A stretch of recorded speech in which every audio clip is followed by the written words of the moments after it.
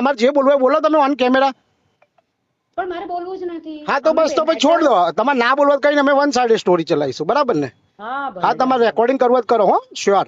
હા તમે બી કરીને જ ગયા ને ભાઈ. ના તમે કેવી રીતે વાત કરો છો એક લેડી ડોક્ટર બેન તમે શું સારું કામ કર્યું છે. લેડી ડોક્ટર છો ને, તમે એજ્યુકેટેડ પર્સન છો, તમને ખબર હોય ને બેન, હા બરાબર ને? તમે એ મેટર પોલીસમાં ગયેલી હતી ભાઈ. અરે પણ અમે પોલીસમાં જવાના જ છીએ, એ અમારો વિષય છે બેન, અમે જઈશું જ, સમજો.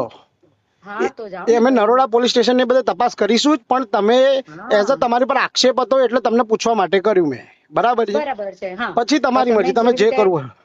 હા ડન, સારું, બરાબર ને? નરોડાની વાત છે કે નરોડાના એક બેન હતા સીમાબેન, કે જેમને ડૉક્ટર કૃષ્ણાબેન ચાવડા છે કે જેમને તેમની જે આખી જિંદગી છે તે ખરાબ કરી દીધી હોય તેવા આક્ષેપો છે, તેવી ફરિયાદ છે તે કરવામાં આવી છે.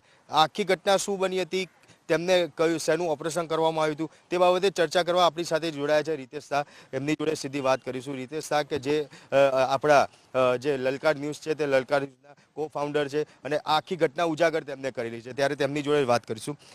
રીતેશભાઈ, લલકાર ન્યૂઝમાં આપનું સ્વાગત છે. ખાસ રીતેશભાઈ, આખી જે ઘટના બની હતી નરોડામાં, જે સીમાબેન છે કે સીમાબેન જોડે જે આખી ઘટના બની, ડૉક્ટર કૃષ્ણાબેન ચાવડા જોડે તે શેનું ઓપરેશન કરાવવા ગયા હતા, શું તેમને થયું હતું? સીમાબેન પાટીલ નામના એક મહિલા છે, તેઓ સારવાર માટે શ્રીજી હોસ્પિટલ નરોડા કૃષ્ણાબેન ચાવડાના ત્યાં ગયા હતા. એમને અંડાકોશમાં ગાંઠ હતી, સામાન્ય ગાંઠ હતી. એ ગાંઠની સારવાર કરવા ગયા હતા.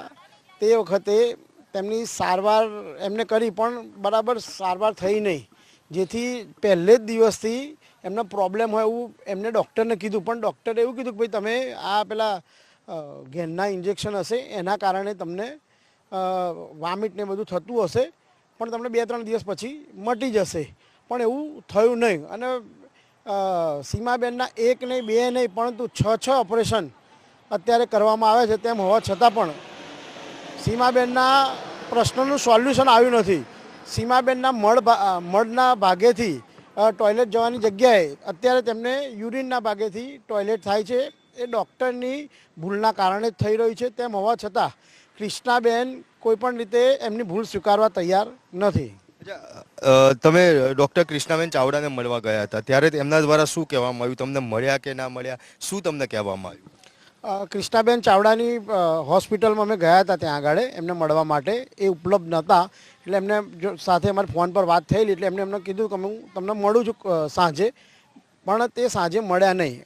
અને ઉપરથી એ જે છે ને, પેશન્ટ તો એમ કે ખોટું જ છે, પણ એઝ અ જર્નાલિસ્ટ તરીકે મારી સાથે પણ એમને વ્યવસ્થિત વાત કરી નહોતી. અને એ